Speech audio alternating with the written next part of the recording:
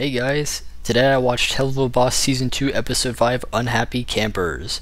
I didn't really like it. Millie was clearly the highlight of the episode. She finally got more depth into her character and motivations than just being really good at fighting and showing unconditional devotion to Moxie. And some of the shots in the episode look amazing. But the episode really falls flat when it comes to balancing the three main plotlines, that of Millie's story, the murder investigation, and Barbie. All three plotlines are entirely original and had a lot of potential, but there's only so much you can do in a runtime of 20 minutes. And I think they only managed to skim the surface of each one. And the way the story tries to integrate them feels forced and unnatural. In this video I'm going to do a brief summary and then go over all the things I liked about the episode as well as the things I didn't. Without further ado, let's get started. So the episode kicks off with Blitz visiting his sister Barbie's rehab center only to find that she's been released, prompting him to track her down while Millie and Moxie go to a summer camp to track down the murderer of their client and take them out. Moxie disguises himself as Moxine and Millie as Millard.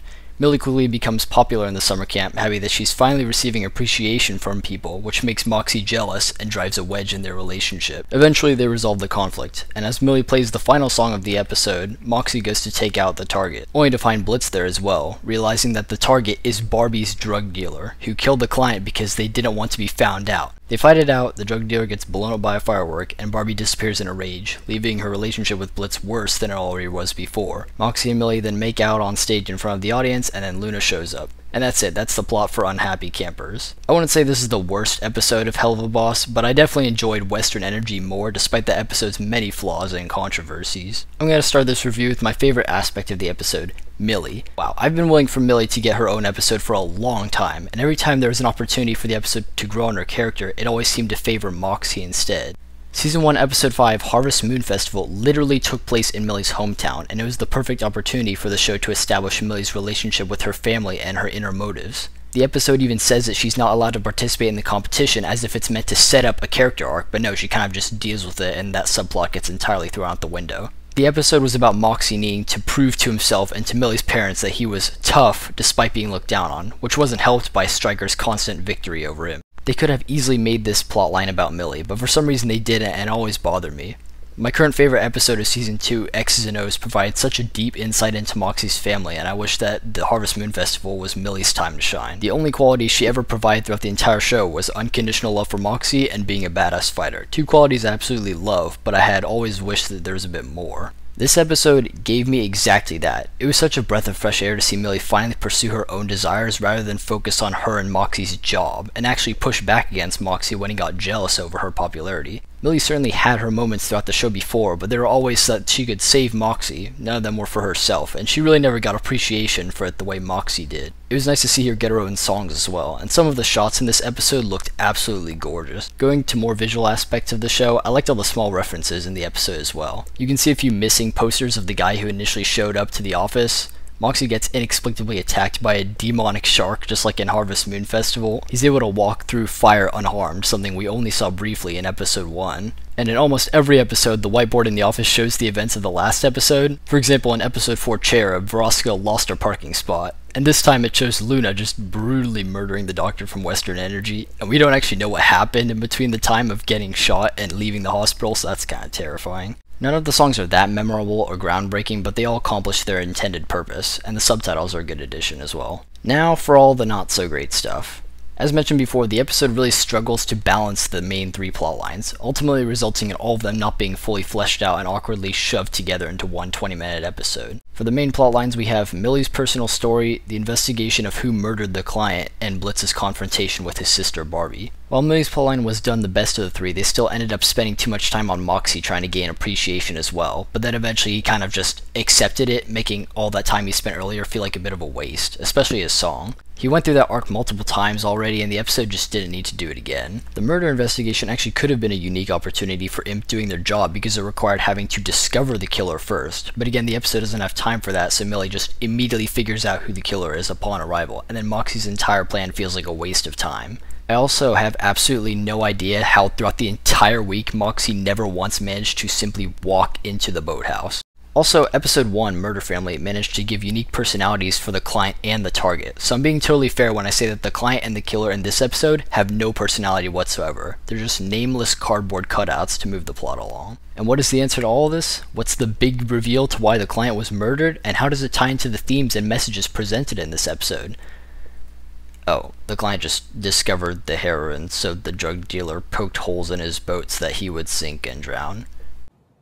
That's just lazy writing. That is probably one of the most disappointing and meaningless plotlines I've ever seen in Helluva Boss. We spent all this time and it comes down to a motive that doesn't even make sense. But by far the biggest injustice of this episode is Barbie Wire. Don't get me wrong, I like Barbie as a character. Her voice actor delivers the lines really well, and I love her back and forth interactions with Blitz. I noticed that the symbol on her forehead, unlike Blitz's, was crossed out, and I was really intrigued by her mysterious backstory. I can't wait to see more of Barbie in a future episode and better understand what drove her and Blitz so far apart. But that itself is the problem. The episode doesn't actually explain their backstory. You'd expect that the episode to introduce Barbie actually explains what Blitz did to make his sister hate him so much, or how Barbie managed to get a hold of Asmodean crystals, the one she uses to travel to the living world. But the episode doesn't actually explain that. It only says the most basic things, like how Blitz ruined her life and she never wants to see him again. I also hate how insignificant this character is. As soon as the first sneak peek of Barbie arrived, everyone saw the guy in the background and unanimously assumed that he was her best friend or love interest, which, like the other two plotlines, had potential to be something really unique and interesting. A human and a Hellborn being in a relationship is something Helluva Boss has never done before, and it would have been a cool way to show just how much Barbie wants to escape from her old life. Not only that, but the conflict between killing and sparing the guy would have been more impactful, since Blitz has to choose between doing his job or refusing it in order to finally rebuild his relationship with Barbie, and in a conflict touched on in Harvest Moon Festival, where he only feels the weight of killing people when it becomes personal to him. Not only did the episode not do that, but it also tried to find a middle ground between the two decisions and failed spectacularly. At the end of Millie's performance, a firework gets set off, and I'm not kidding when I say that it flies directly towards the boathouse, through the window, and right into the drug dealer's face. This is the most convoluted thing I've seen since Blitz appeared right outside of the secret government agent facility, and Barbie blaming her brother for it literally makes no sense since he had no control over a random ass firework going through the window. It would have been better for Blitz and Moxie to either directly kill him or spare him, either of which would have been more meaningful, but the episode is too scared to make a solid ground and ends up creating such an unsatisfying conclusion. These three plotlines are also held together just about as well as duct tape to a brick building. None of the three plots connect in any way, shape, or form when it comes to the themes or messages in the episode. The Millie plotline is actively distanced from the other two plotlines the further the episode goes on, and it feels like it should have been in its own separate episode. While you could argue that the murder itself is technically what caused Millie's plotline to happen, it's a weak connection because the exact same story could have been done had they gone to a donut shop or Aussie's or Lululand. Like, there's nothing special about the camp or the murder that personally connects with Millie. As I mentioned before, the reasoning behind the murder is flimsy, and the way in which the drug dealer committed it is even more convoluted. I get it that it makes sense for the guy to be a drug dealer since Barbie got out of rehab, but it's still incredibly missed potential for her character. And I really hate to be this kind of guy, but out of all the places in the entire United States, Blitz and Moxie just happen to be targeting the exact same pair of people, let alone be in the same location.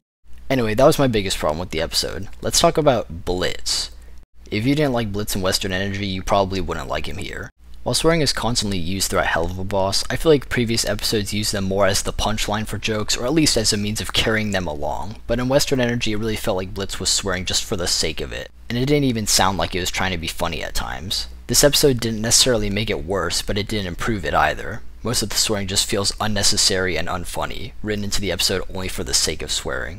Luna also had no dialogue in this episode, but of course due to the circumstances regarding Erica Lineback, I fully understand her absence.